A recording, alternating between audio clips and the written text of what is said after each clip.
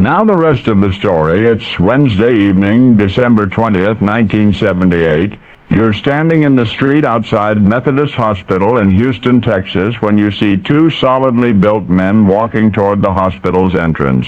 Both are dressed casually, almost unobtrusively, and one of them is carrying a baseball bat.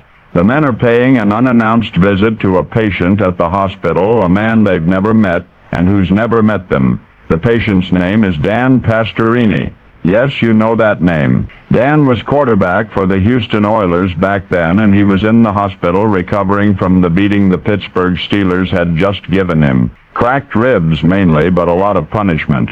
And now here come two burly strangers with a baseball bat. How have they found him? How indeed. The team is usually quiet about such matters, and hospitals oblige sometimes, not even the sports desk at the *Houston Chronicle. * knows where an injured athlete is being treated. Anyway, these two fellows know Dan's there. They even know the floor and the room number. Now they're in the elevator, riding up to the 5th floor. Now they're walking down the corridor. And now they're walking into Dan's room. Dan turns his head and sees them. But before he can speak, one of the men does. "My name is Byron," he says. It's his companion who has the baseball bat. Then Byron, whoever he is, tells the bedridden quarterback, "Watch this." Byron raises his arms in the air, and the man with the bat swings, sending it crashing into Byron's rib cage. But the bat bounces off.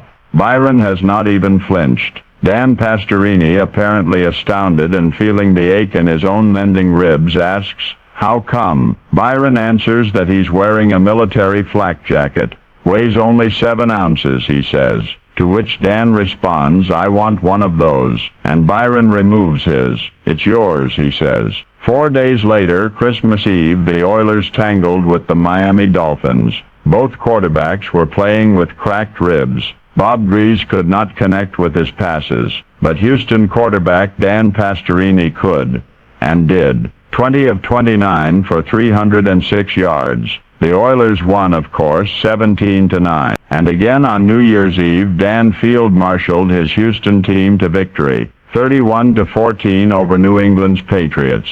Yes, he led the Oilers straight into the playoffs that season. That flak jacket put 5 more seasons on Dan Pastorini's NFL career, or so they say, because that December night in Houston's Methodist Hospital, he vowed never again to play without that miraculous lightweight body armor. You know, I'm told the NFL has no regulations about flak jackets or the like. And knowing what we know, it's hard to imagine why. But I'll tell you this much later, Dan Pastorini was sidelined in 1980. Sidelined with an injury only 5 games into the season. And yes, he was wearing that trusted memento of the night two strangers came to call. He was wearing his flak jacket. But his season was still over. Broken leg. Only now you know the rest of the story.